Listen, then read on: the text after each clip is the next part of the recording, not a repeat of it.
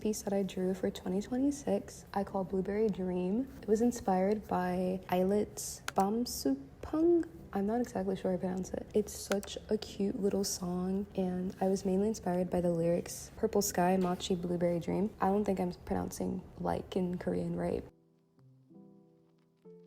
I really wanted to have a whimsical, kinda similar to how Eilert is.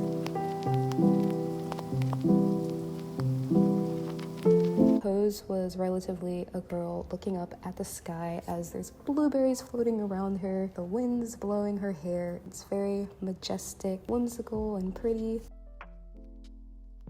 The outfit for this piece was actually inspired by an outfit I saw on TikTok. There's this TikToker I watch every once in a while, and her outfits are literally so freaking cute. Her top and sweater to be inspired by that girl. I'll probably see if I can find a screenshot so I can put it up on the screen so you guys can see what I'm talking about.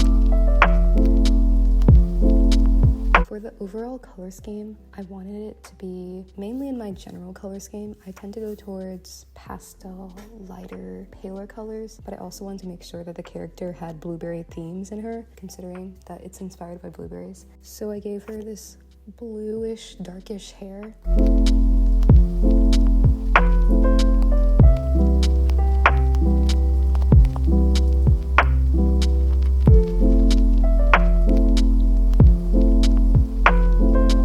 After finishing doing the character, I started on the background. For the background, it was really simple. Like I said before, I wanted it to have blueberries floating around her, clouds, the wind blowing. I went for a more digital painting style for the background. I felt like that would give the more whimsical feeling overall. Honestly, the hardest part of the background was probably the clouds. I don't really know why, but I was struggling so much with the clouds. The blueberries honestly gave me no trouble. But then I added the background to the other piece, and I started fiddling around with settings, adding grain texture, doing the rest of the little doodles. Then the piece was finished after adding some sunlight and other effects.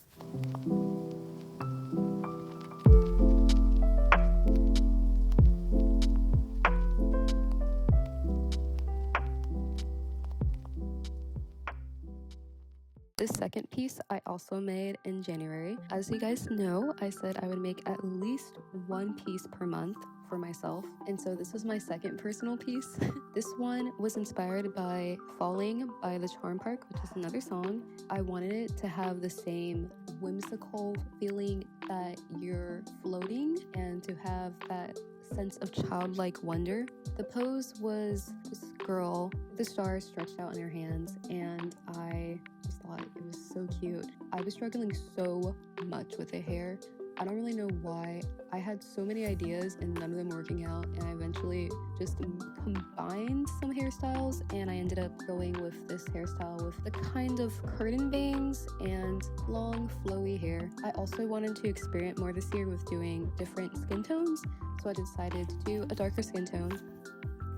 I feel like I tend to really only draw characters that are in my skin tone, which I feel like I should branch out from that and really experiment with different skin tones, different textures of hair is something I really want to get into, but we'll figure that out later in the year. Anyways, I wanted the color scheme to be, again, very whimsical, very childlike, almost. My Little Pony is a big inspiration for my artwork personally, so I really think you can see that in this piece in particular.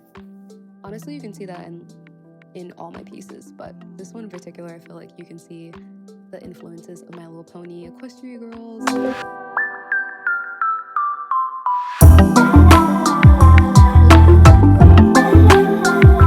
One of the things I like to add to my art pieces is I'll include outfits that I have in real life, and so this one was actually inspired by the outfit I wore for my first day of class. It's the shirt from St. George. It's really cute. I really like it. It's just kind of see-through, so I can't wear it too often, and it's kind of thin, so I don't want to like tear it. So hopefully I'll be able to wear it again soon.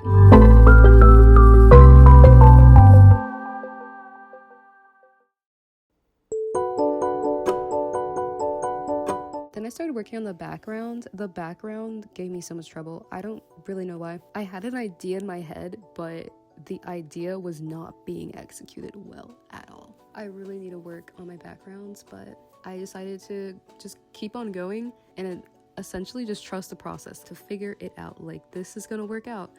It ended up all working out. I ended up going with a more pastel vibe for the background. I originally wanted it to be dark and for the character to be shining and like glowing.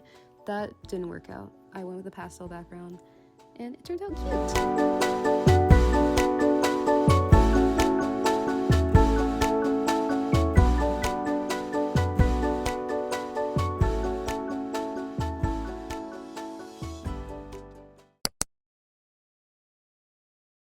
This third piece is one of my favorites, if not my favorite piece I've made so far this year. I actually made this piece closer to the end of February. I kind of went through a creative rut in February and honestly was so scared I would break my resolution. But luckily I got inspiration from Pinterest and I came up with this. This artwork in particular was inspired by strawberries, aka my favorite fruit. I saw this pose on Pinterest of this girl basking in the sun and the overall photo looked very peaceful and it acted as my main source of inspiration. Going along with the others, I wanted this to have the same whimsical and magical feeling, and I think the way I rendered the eyes in the background helped with this. Drawing the pose itself wasn't too hard. The thing that gave me the most trouble was my indecisiveness when it came to drawing her outfit. I was trying to decide between a more fancy and elegant look or a casual and more everyday look. The casual look won, if you couldn't tell already. I tried to be a bit bolder with the shadows for this piece, and I'm glad I did so because I felt like this piece has a bit more depth compared to the others.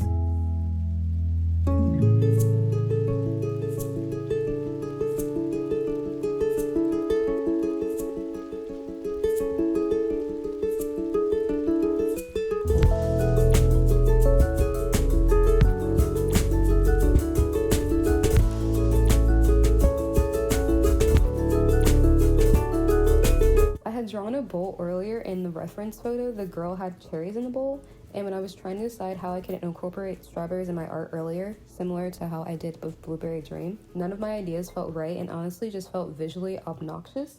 Suddenly, I remembered this empty bowl I placed in her hands and decided to add strawberries in the bowl. It's a more subtle detail, but it honestly made her look more like a fairy or a magical girl in the anime. I tried to add doodles of strawberries and bows at the end, but like I said, it looked visually obnoxious. I low-key just came up with this phrase while making this script, and now I just want to say it because I feel like it makes me sound smart. The background was inspired by a photo I found on, you guessed it, Pinterest. They were these digital paintings I saw that almost looks like gradients of various colors and then taking a lighter color and dabbing little paint streaks on the piece. So I recreated that with the flower brush I found online, then blurring it so you couldn't tell they were flowers. After that, I fiddled with the lighting some more, and the raised artwork was finished.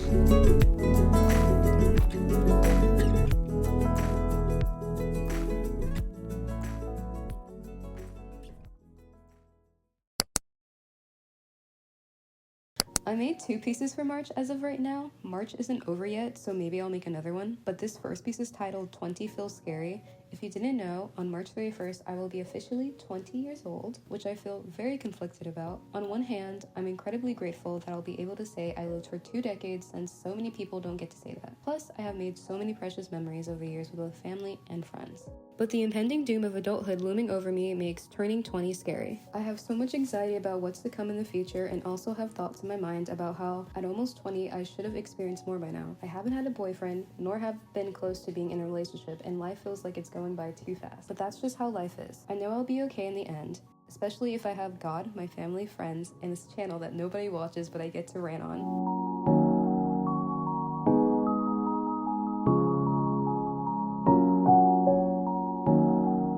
Anyways, let's talk about the actual work. The picture I envision is me, Neriah, staring sadly at a slice of birthday cake with my childhood memories floating behind me.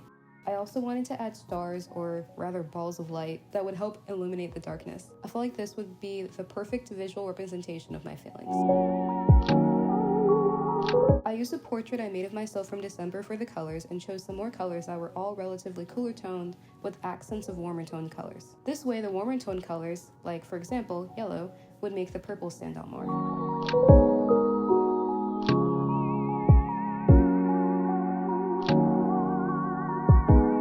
I spent a lot of time on this piece, mainly because I really wanted this to turn out good. I played around with the shadows and highlights a lot, took time in shading and adding smaller details, especially with the cake slice, which design was inspired by Floral Studio stickers, by the way.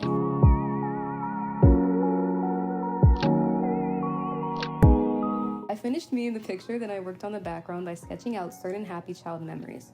One being my first day of kindergarten, the second, a random picture a friend took of me after school in middle school, and the third, me lying on my bed after coming home from church just a couple of weeks before I turned 18, which 18 felt really scary at the time, but 20 is borderline terrifying.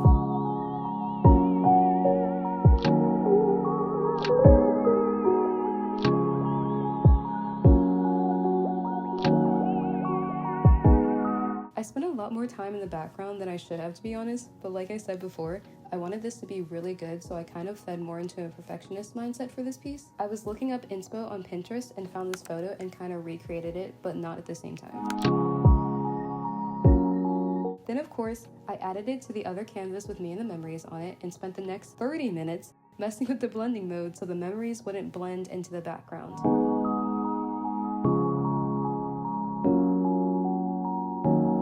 I added these globs of light that I thought made the piece look really cool, and then I proceeded to spend way too much time on doing the cursive by myself, ended up not liking it, and then found a font to trace over. Tracing over the font honestly made it so much better. Then I fiddled around with the placement of the stars and animated the text so I could create a cute little animatic that I'll probably use in my birthday vlog I plan to make. Out of all the pieces I made so far this year, I think this has to be my second favorite, and I'm proud of myself for making it.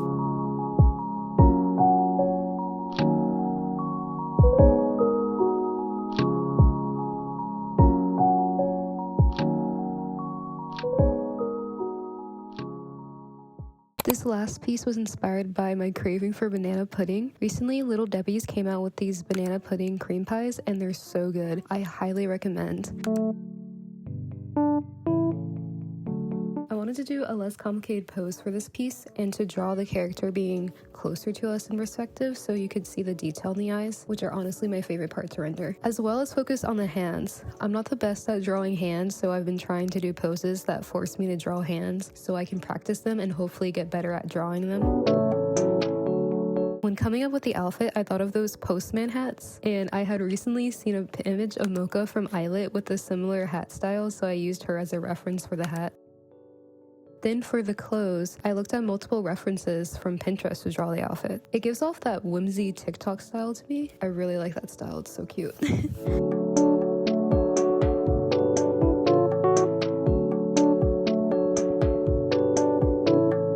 For the color scheme, of course, I had to include yellow, but I also included brown as well. I felt like it was a nice color to contrast it with. I debated on whether on making the eyes purple or green, and eventually chose green because it fit the character design better. And to have the same ongoing motive of fruit like in the past fruit-inspired artworks, I included a banana by giving her a banana-shaped button on her hat.